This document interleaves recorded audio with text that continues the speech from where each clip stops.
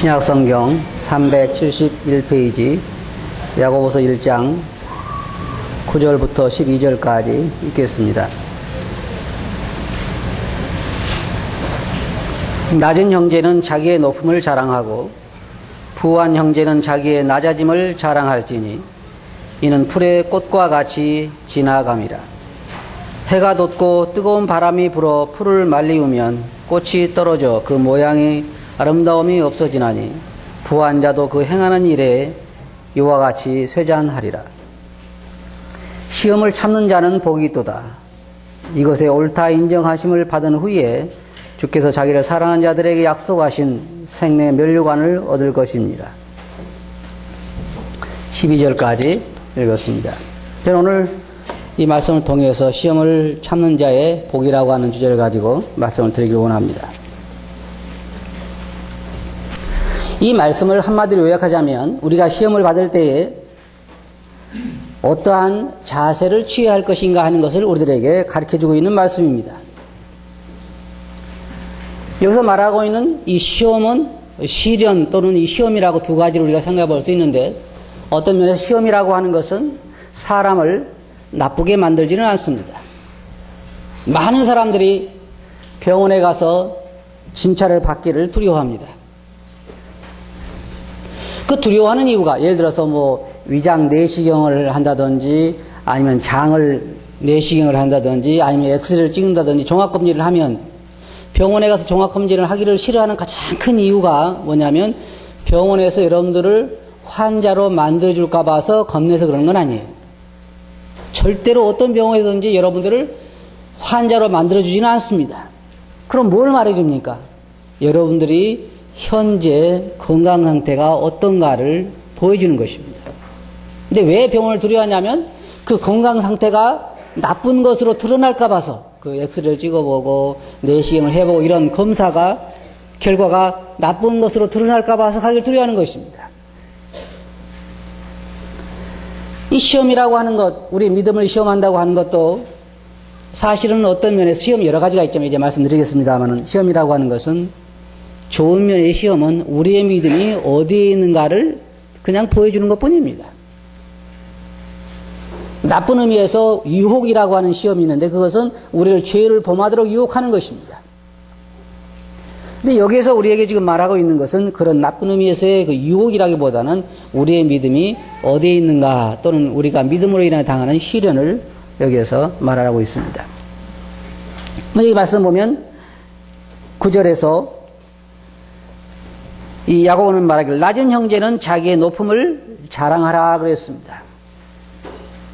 또 다른 말로 말하면 우리 다른 성경에 보면 가난한 자들은 자기의 부한 것을 자랑하라 그렇게 또 표현하고 있습니다. 이게 부자와 가난한 자를 비교해서 말하고 있습니다.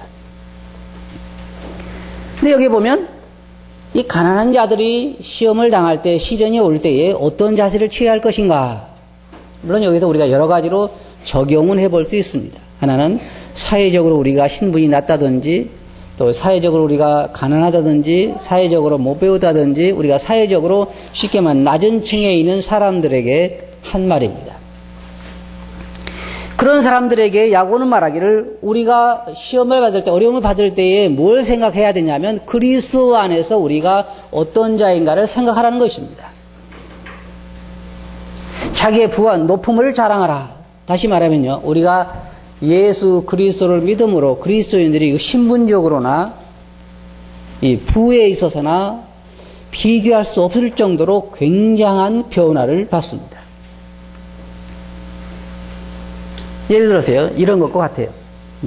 이것과 정확하게 비교할 수는 없습니다만은, 우리나라에서 제일 돈이 많은 갑부가 하루 저녁에 집에 생각할 때, 내가 내 이 많은 돈과 이 나의 부귀영화를 나 혼자 누려서 내가 뭐 하겠느냐. 저 방글라데시에 가서 제일 불쌍한 아이를 하나를 데려다가 내 아들로 입양해서 나의 모든 재산을 그에게 상속시키고 내가 그와 내 영광을 누려야 되겠다. 그리고 방글라데시로 비행기를 타고 날아갔습니다. 그래서 방글라데시에 가가지고 제일 못 사는 빈민촌에 가가지고 학교도 못 가고 있는 이제 한 10살 정도 된 아이를 자기 아들로 입양을 했습니다. 자, 그러면 그래서 한국으로 데려와서 자기 아들로 입양해서 이제 산다고 하면 이 어린아이의 신분은 하루아침에 어떻게 바뀐 것입니까? 비교할 수 없을 정도로 다르게 바뀐 거잖아요. 근데 이와 같이 이 세상에 우리들도 가난한 자들, 못 배우고 사회적으로 멸시받는 자들이 예수 그리스도를 마음속에 영접함으로 말미암아 하나님의 자녀가 된 것을 인해서 그 변화된 신분의 그 변화라든지 그 모든 부의 변화라고 하는 것은 이루 말할 수가 없습니다. 그래서 여기에 이 말씀을 보면 우리가 그리스도 안에서 자기의 높음을 자랑하라. 얼마나 높아졌어요? 여러분 잘 모르죠? 그러니까 얼굴이 밝지 않아요. 이 한국의 갑부의 아들로 입양된 이 방글라데시에서 온 그 아들이 반달 얼굴이 어두워가지고 내일 아침에 내가 뭘 먹고 사나. 그리고 앉았으면 그 한국의 갑부가 생각할 때 어떻게 생각하겠어요? 내일은 내가 무슨 옷을 입지? 학교는 또 어디로 가야 되나? 이건 다 필요 없는 걱정입니다. 그가 그 갑부의 아들로 입양이 됐다고 하면 이제 그가 옛날에 자기는 그랬지만 이제 자기가 새로운 신분으로서 얼마나 부한 자이며 얼마나 영광 가운데 있는 자이며 어떤 신분을 가지고 있는 자인가를 그는 생각해야 하는 것입니다. 그게 바로 여기에서 야고보가 그리스도인들에게 권하고 있는 말입니다. 그래서 그리스도인들은요, 하나님에게 무엇을 더 달라고 기도해서는 안 돼요. 왜? 하나님께 우리에게 모든 것을 다 주셨기 때문에. 그 아들을 우리에게 주신 이가 그 아들과 함께 모든 것을 우리에게 은사로 주시지 않겠느냐. 그래서 사도 바울을 보면 에베소서 1장에서 거기서 이렇게 기도합니다. 하나님, 저들의 눈을 열어주소서. 그들의 눈을 열어서 그들이 어떤 자인가를 알게 해주시고 그들이 어떻게 부하게 됐는가를 알게 해주시고 그들의 신분이 무엇인가를 알게 해주시고 그들이 그리스도 안에서 받은 축복이 무엇인가를 보게 해주소서라고 기도하고 있습니다. 많은 그리스도인들이요, 자신이 얼마나 복된 자인가를 잘 알지 못해요. 여러분, 예수 그리스도를 영접한 이후에 얼마나 많은 변화를 갖게 됐는가를 생각해 보세요. 그리스도 안에서 여러분 눈이 밝아지면요, 얼마나 놀라운 신분으로 변화됐는가를 알 수 있을 것입니다. 하나님의 자녀가 됐잖아요. 하나님의 자녀란 말이 무슨 말인지 잘 모르시죠? 어떤 사람은 그랬다고 그래요. 조금 지나친 얘기지만 식당에 가가지고 식사를 주문을 했는데 식사가 조금 늦게 나왔다고 합니다. 그러니까 그 식당 주인을 오락해가지고 호통을 쳤대요. 우리가 누구인 줄 아느냐? 우리가 누구인 줄 알았으면 이렇게 대접하지 않았을 거다.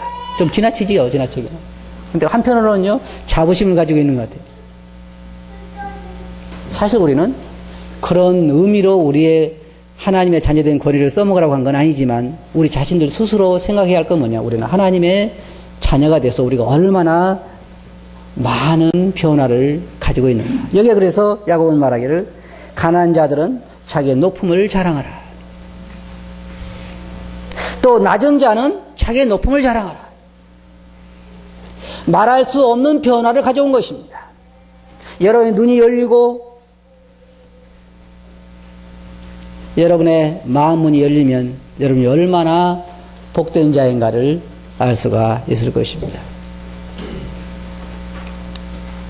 그럼 여러분, 하루는 어느 날 하루 주님께서 우리 영안을 좀 확실히 열어서 하늘의 세계도 좀 보게 해주셨으면 좋겠어요. 그러면 여러분 눈을 뜨자마자 여러분 주위에 항상 여러분을 경호하며 따라다니는 천사를 맨 먼저 볼 수 있을 것입니다. 여러분 잘 안 보이죠? 안 보이니까 맨날 걱정하는 거예요.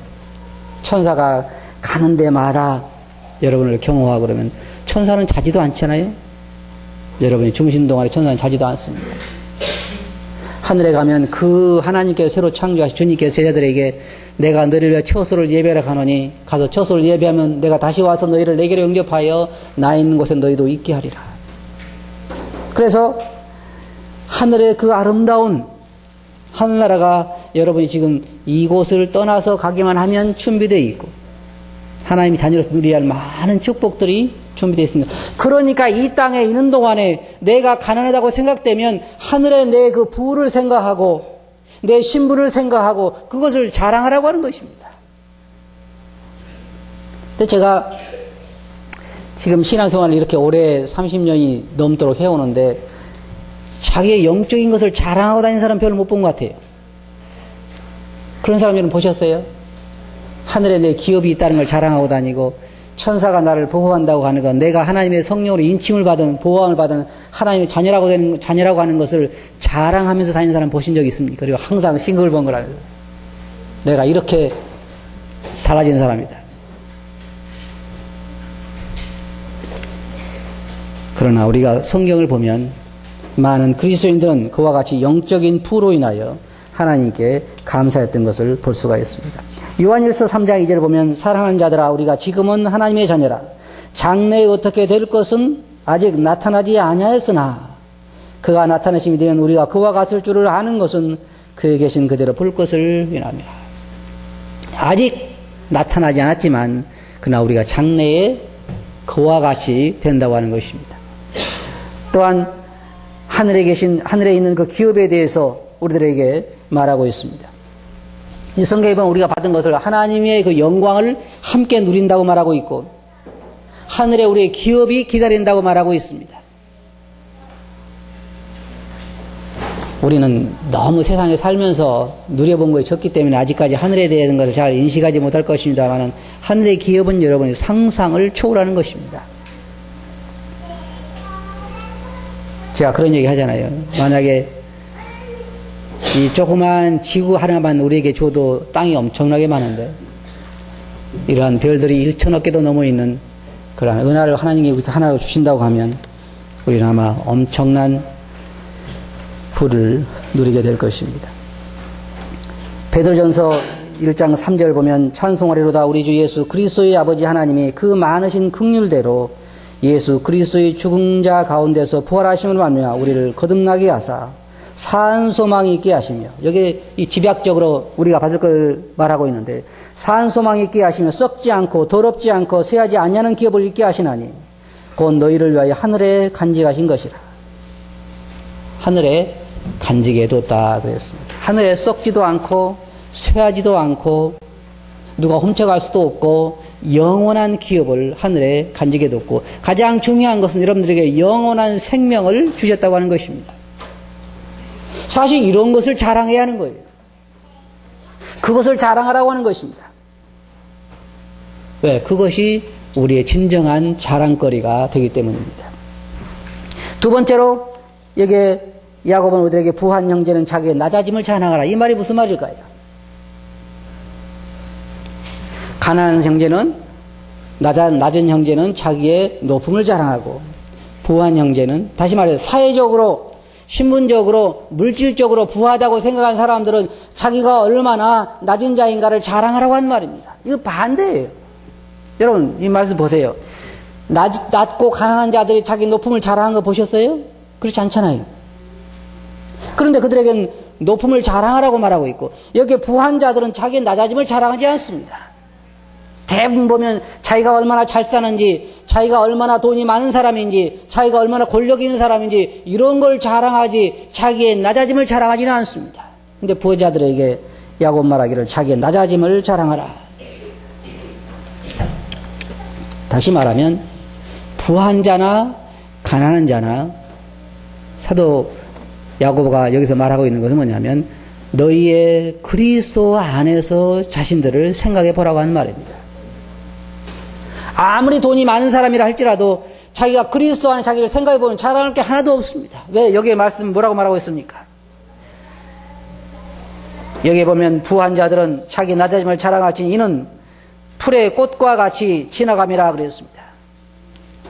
모든 부라고 하는 건 일순간에 지나가는 것입니다.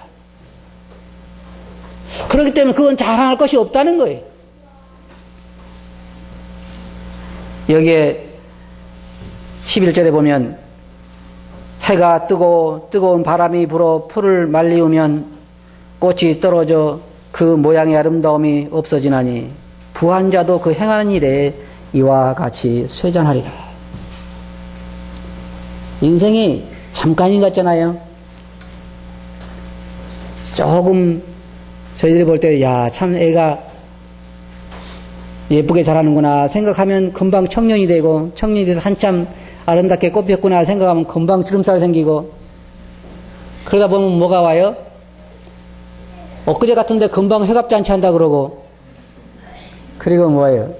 조금 있으면 장례식에 오라 그러고, 그러잖아요. 인생이 아주 금방이잖아요. 금방이기 때문에 그것을 자랑할 수가 없다는 것입니다. 그걸 자랑하지 말라고 하는 것입니다. 그럼 뭘 자랑하냐? 자기의 낮아짐을 자랑하냐? 자기가 그리스도 안에서 그동안 살아온 걸 생각하면 얼마나 참 비참한 자였는가? 그런데 그리스도께서 나를 얼마나 부한 자로 만드셨는가? 여러분, 사람이요, 부한 자들이 언제 자기의 낮아짐을 볼 수 있냐면 그리스도 안에 들어올 때에 알 수가 있어요. 그리스도 밖에서는 절대로 자기의 낮아짐을 자랑하는 사람이 없습니다.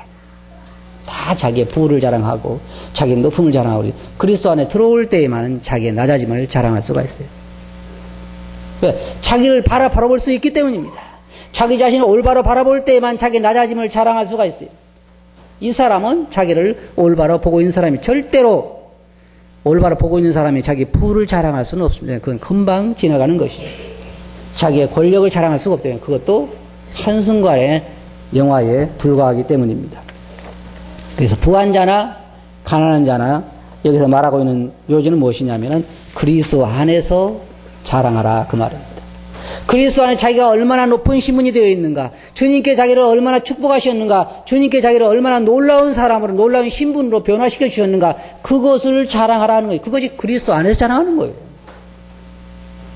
자기가 한 것을 자랑하라는 말이 아니라 그리스도께서 어떻게 해 주신 것을 자랑하라는 말입니다. 그 말은 다른 말로 말하면 무슨 말입니까? 그리스도를 자랑하라, 그 말입니다. 그리스도를 자랑하라. 그리스도 예수로 자랑하고 자기를 드러내지 않는 것이 우리 그리스도인들의 자세라고 성경은 말하고 있습니다. 두 번째로 여기에 시험에 대해서 말하고 있습니다. 12절에 보면 시험을 참는 자는 복이 있도다. 이것에 옳다 인정하심을 받은 후에 주께서 자기를 사랑하는 자들에게 약속하신 생명의 멸관을 받을 것입니다. 그랬습니다. 여기 이 말씀을 다른 말로 말하면요, 시험을 잘 통과하여 입증된 사람은 복이 있다, 그 말입니다. 조금 전에 말씀드린 것처럼 시험이라고 하는 것은 여러 가지가 있습니다. 첫째로 우리에게 죄를 범하게 하는 사단의 유혹이 있습니다. 우리는 그것을 시험이라고 이야기를 합니다. 하나님은 절대로 사람을 시험하지 않는다고 한 말은 죄를 범하도록 유혹하지 않는다고 한 말입니다. 성경에서 말하고 있는 말은 바로 그 말입니다. 그러나 하나님께서 우리들에게 우리의 믿음이 성장하도록 우리를 단련하시고 또 시험하시고 또 우리의 믿음이 어디에 있는가 보시기 위해서 우리를 시험하십니다. 그것을 하나님이 하지 않는다고 한 얘기가 아닙니다. 성경에 보면 다만 사람이 죄를 범하도록 우리를 유혹하지 않는다, 그런 목적으로 시험하지 않는다는 말입니다. 디모데전서 6장 9절 보면 부활이 하는 자들은 시험과 올무와 여러 가지 어리석고 해로운 정욕에 떨어지나니 곧 사람으로 침륜과 멸망에 빠지게 하는 것이라. 돈을 사랑함이 일만하게 뿌리가 되나니 이것을 사모한 자들이 미혹을 받아 믿음에서 떠나 많은 근심으로 자기를 찔러도다. 이게 바로 죄를 범하도록 우리를 유혹하는 그러한 시험입니다. 어떤 시험입니까? 부하려 하는 그 마음은 우리에게 많은 믿음의 침륜을 가져준다고 하는 말입니다. 두 번째는 우리의 믿음을 굳세게 하기 위해서 하나님께서 우리들을 시험하시는, 훈련하시는 목적의 시험이 있습니다. 신명기 8장 3절 보면 거기에 보면 너를 낮추시며 너로 줄이게 하시며 또 너로 알지 못하여 내 열조도 알지 못하던 만나를 내게 먹이신 것은 사람이 떡으로만 사는 것이 아니요 여호와 입에서 나오는 모든 말씀으로 사는 줄을 너로 알게 하려 하십니다. 다시 말하면 하나님께 이스라엘 백성을 광야에서 만나를 주시고 어떨 때는 줄이기도 하시고, 하나님께서요 이스라엘 백성들을 광야로 인도하셨을 때에 그들의 계속 양식을 주고 계속 물을 주고 계속 잘 살게 하지 않으셨어요. 어떨 때는 물을 먹고 나면 또 계속 물이 없었습니다. 그러니까 물을 주면 또 불평하고 어떨 때는 길도 나쁘고 어려울 때가 많았어요. 하나님이 그렇게 하신 목적이 있습니다. 여기 보면 그렇게 하신 목적이 뭐냐면 사람이 떡으로만 사는 것이 아니라 하나님의 말씀으로 산다는 것을 그들에게 훈련시키기 위해서 하나님께서 그들을 단련하셨습니다. 그런 목적의 시험이 매일매일 우리의 삶에 있습니다. 우리의 믿음을 성숙해 하기 위해서 하나님 우리를 훈련하십니다. 어떤 면에서는요, 우리가 한쪽에서 보면 우리들에게 일어나는 모든 일들은 그냥 우연히 일어나는 일들이 아닙니다. 어떨 때는 사단이 여러분들을 넘어지게 하는 그런 시험이 있고, 여러분 정력으로 인하여 받는 그 시험이 있고, 어떨 때는 하나님께서 여러분들을 단련하시기 위해서 하루의 삶을 통해서 여러분들을 훈련하신 목적으로 어떤 일들을 허락하시는 경우가 있습니다. 이럴 때 우리가 시험을 잘 이겨내면 우리의 믿음은 한 단계 성숙하는 것입니다. 성숙하는 거예요. 사실 그리스도인의 삶이라고 하는 것은 두 가지로 이루어지게 돼요. 하나는 하나님의 말씀을 공부하는 것과 그걸 순종함으로 매일의 삶에서 그걸 실질적인 삶에 적용하는 것입니다. 이 두 가지가 하나로 올 때에 우리는 성숙하게 되는데, 그 성숙의 제일 중요한 게 뭐예요? 실습이라는 거잖아요. 실습. 실습을 언제 해요? 우리 삶은 매일매일 삶에 사는 것입니다. 예를 들자면 이런, 여러분들이 아침에 성경에 큐티 시간을 갖지요. 성경을 읽는데 성경에 내 원수를 사랑하라 하는 말을 여러분들이 큐티 시간을 가졌어요. 그러면 그러죠. 내가 오늘은 원수를 사랑해야 되겠구나. 근데 그날따라 또 원수를 만나잖아요. 그 큐티를 안 가지면 그냥 그 큐티를 가질 때 또 원수를 만납니다. 그러면 이제 어때요? 괴롭죠? 사랑해야 될 것인가? 아니면 미워해야 할 것인가? 이게 실습이에요, 실습. 그러면 그러한 시험에서 우리가 그것을 이겨낼 때 믿음을 한 단계 성숙하는 것입니다. 그러면 계속해서 평생 그 믿음에, 그 시험에 떨어지면요, 계속해서 거기에 머물 수밖에 없어요. 계속. 죽을 때까지 원수 한번 사랑하지 못하고 그냥 가는 것입니다. 또 어떤 사람들은 다른 면에서 계속 하나님 그를 훈련시키기를 원합니다. 하나님께서 가나안 땅에 들어갔을 때에 그 가나안 땅에서 적들을 다 물리치신 것이 아니라 남겨두었습니다. 왜냐하면 거기 성경에 보면 아직까지 전쟁을 알지 못한 자들을 훈련하게 하기 위해서 하나님께 남겨두었다 그랬어요. 왜? 이들을 훈련시키려고 그 적들을 남겨두신 것입니다. 적들 운명을 생각하면 참 불행하지요. 이스라엘을 훈련시키기 위해서 하나님께서 적들을 남겨두셨어요. 그래서 이스라엘과 늘 이렇게 싸우면서 이들을 훈련시키기 위해서 그 적들을 남겨두는데 그건 뭐냐면 이스라엘을 훈련시키기 위한 거예요. 그럼 때때로 우리의 삶에도 사도 바울도 그 자기 몸에 육체에 가시가 있다고 그랬는데 교만하지 않게 하기 위해서. 그래서 우리의 삶에도 매일매일 일어나는 어떤 어려움들이 어떤 면에서 우리를 훈련하기 위해서 남겨두신 것일 수도 있습니다. 그것이 없다고 하면 우리는 한없이 교만해지고, 저는 어떤 면에서 각 사람들이 그 나름대로 자기의 그 약점들을 가지고 있는 게 참 다행이라고 생각해요. 그렇지 않으면 한없이 높아질 거예요.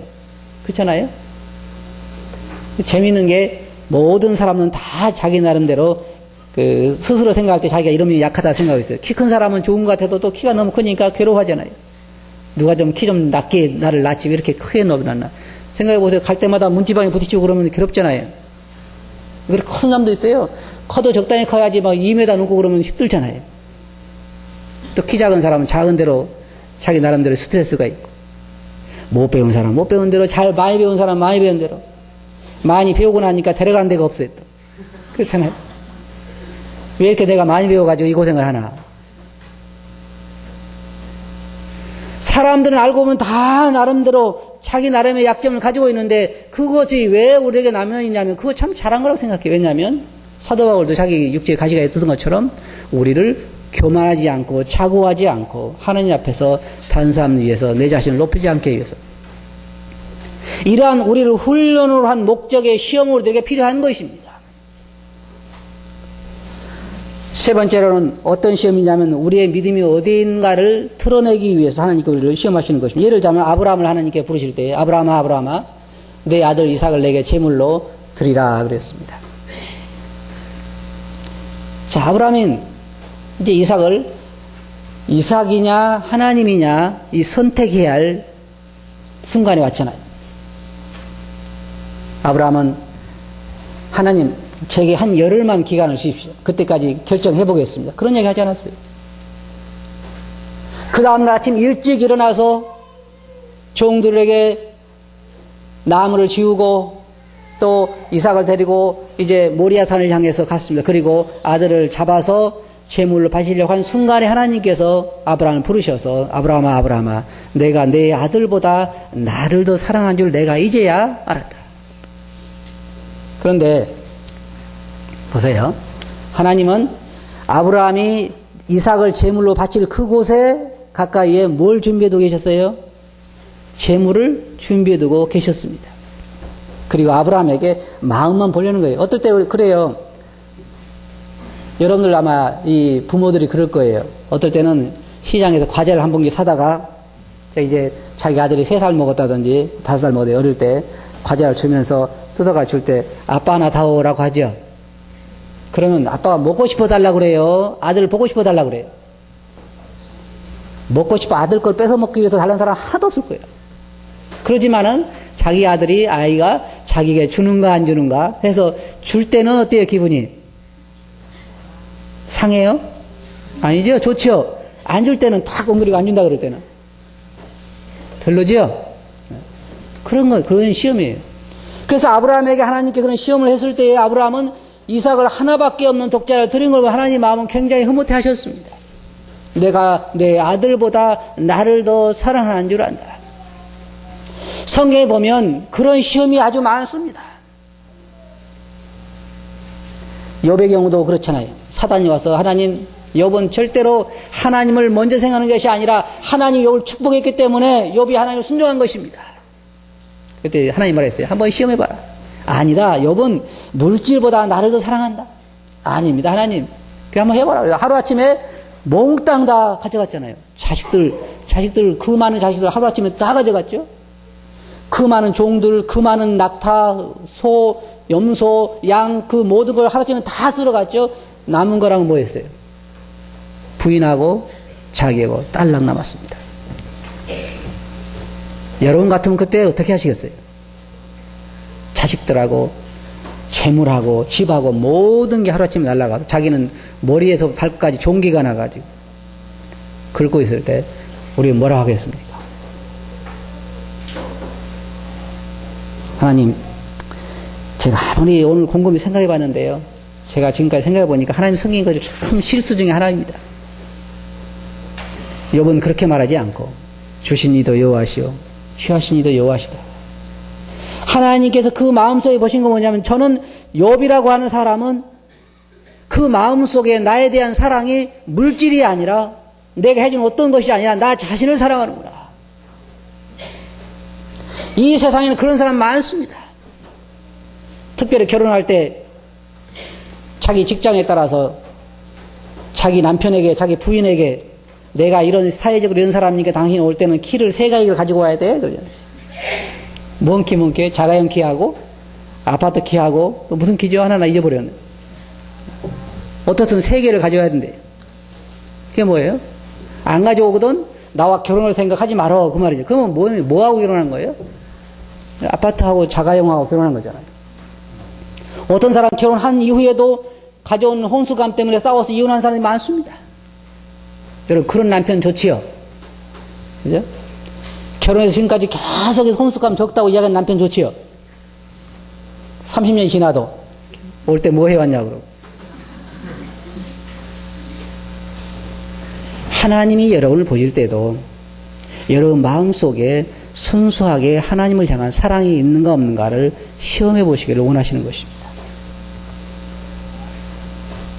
그래서 아브라함도 시험하신 거고 욥도 시험하신 거고 다른 많은 사람을 시험하신 것이에요. 근데 하나님께서 싫어하시는 게 뭐냐면 하나님보다 사람을 더 신뢰하고 의지하는 것입니다. 하나님보다 물질을 더 사랑하는 것입니다. 하나님보다 세상의 어떤 지위를 더 사랑하시는 것입니다. 그것을 알기를 원하셔서 우리를 시험하시는 것입니다. 그러니까 보세요. 그런 시험을 잘 통과하는 난 사람의 복이 어떤 복입니까? 하나님께서 아브라함을 시험하신 후에 아브라함의 시험을 잘 통과했죠. 그 시험은 아브라함이 어떤 사람인가를 드러낸 것입니다. 그때 하나님께서 아브라함을 어떤 사람을 세우셨어요? 모든 사람의 조상으로 세웠습니다. 욥을 시험하신 후에는 그 마음속에 순수하게 하나님만 사랑한다는 걸 있는 것을 발견하시고는 욥을 축복하시되 배나 축복하셨습니다. 하나님은 여러분들이 하나님을 신뢰해 줄 때 그것을 가장 기뻐하십니다. 사람들을 신뢰하는 것은 하나님 앞에서 부끄러운 것이에요. 그런 시험을 우리가 지나고 나면 그 사람 복이 있다는 것입니다. 저도 때때로 시험에 넘어지고 나면 참 마음이 씁쓸해요. 그렇잖아요? 한 번은 제가 어떤 지방 교회에 말씀을 전하러 갔는데, 아니 말씀을 다 전하고 집회가 3일 집회가 끝나고 올라오는데 교제해 주는 게 있어야잖아요. 무슨 얘기인지 아시겠어요? 그냥 수고했으니까 수고비 드립니다 하고 주는 게 있었는데 아무것도 안 줘요. 그래가지고 올라오면서 제가 참 마음속에 생각해봤어요. 그러면서 제가 발견한 게 뭐냐면요, 그들이 잘못된 게 아니라 내가 잘못됐다는 거예요. 그걸 제가 발견했어요. 그러면서 제가 참 씁쓸했어요, 마음에. 왜냐하면 그들의 씁쓸한 게 아니라 하나님 앞에 내 자신을 생각할 때 참 씁쓸했다 그 말이에요. 시험이잖아요. 왜 그런 일이 일어났겠어요? 제가 거기 뭐 하러 갔죠? 돈 벌러 갔죠. 그렇잖아요. 돈 벌러. 제가 말씀을 전해주고 돈 받는 사람이에요? 그렇지 않잖아요. 근데 그들 왜 교제해줘야죠? 그 마음을 생각해보면 잘못은 그들에게 있는 게 아니라 내게 있어요. 그러니까 이런 시험이라고 하는 건 그냥 우연히 일어나는 게 아니에요. 그럴 때 우리가 뭘 볼 수 있냐? 우리의 마음 속에 있는 진정한 의미를 우리의 상태를 볼 수 있다는 거예요. 이러한 시험에서 이길 때 어때요? 제가 거기에 그 교회에 가서 말씀을 3일 동안 전했는데 아무것도 교제하지 않은데 오면서 싱글벙글 좋아서 이렇게 왔으면 시험 통과했겠죠? 그렇잖아요? 하나님께서 보상해 주시겠지 했는데 마음이 별로 안 좋았으니까 실패한 거예요. 그게 뭐냐? 내 마음속에 진실로 무엇이 자리 잡고 있는가를 보여주고 이럴 때요 제일 싫은 거예요. 그렇잖아요?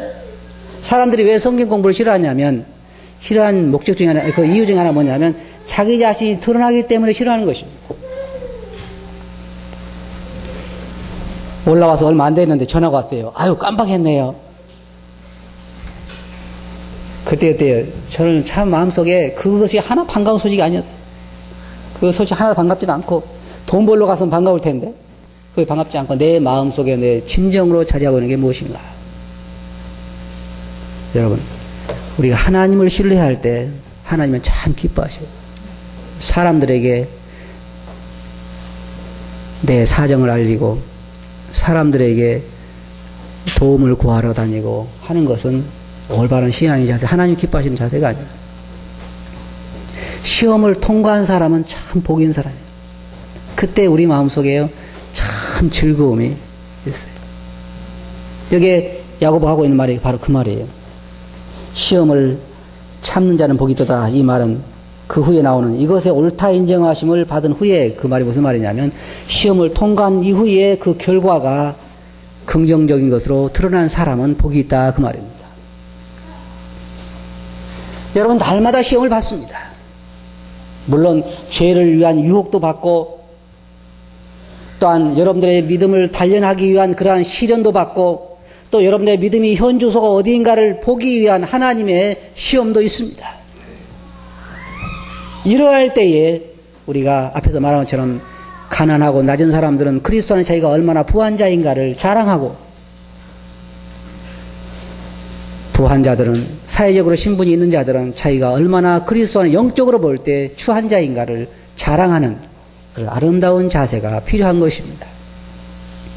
시험 받을 때 여러분 주님을 보시기 바랍니다. 오늘날은 갈수록 주님을 신뢰한 사람들이 많지 않습니다. 눈에 보이는 것을 의지하고 물질을 의지하고 사람을 의지하고 사람을 신뢰하고 사람을 바라보는 것이 신앙은 아닙니다. 우리 살아계신 하나님, 우리 주님을 신뢰해 줄 때 주님 가장 기뻐하시는 것입니다. 여러분 주님을 신뢰하십니까? 여러분 삶도 그렇게 말해주고 있어요? 거기는 왜 대답 안 하세요?